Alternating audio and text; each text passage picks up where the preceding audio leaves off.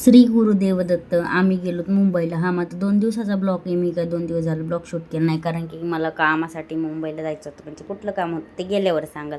असं काय आम्ही बसमध्ये बसून गेलोत आणि हे बघा श्रीचं काय असं नखरे चालू होतं. श्रीच्या पप्पाचं खेळणं चालू होतं. तेवढ्या श्रीनं ओढले खिशातले पैसे. ते असे जाणार होते खिडकीतून बाहेर, पण ते काही गेले नाही, वाचले पैसे.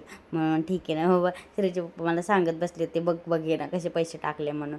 मग आम्ही पोहोचलोत मुंबईला आणि हे बघा आम्ही ब्रिजवरून जात होतात, खाली उतरलं. मग दुसऱ्या दिवशी असं काय डीमार्टला गेलं.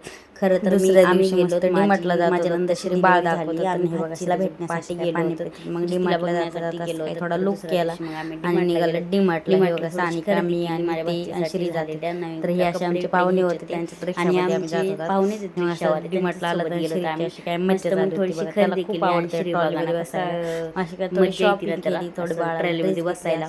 थोडीशी खरेदी केली. मी श्रीच्या पप्पाला खजूर दाखवत होते आणि थोडे कॅश काउंटरवर मग माझी निघण्याचा बाय झाला. 4 वाजता आम्ही निघालो. श्रीचा भोंग्या झालो म्हणजे. आणि हे बघा बाळाचं तोंड 15 दिवस भेटूया. तोपर्यंत बाय.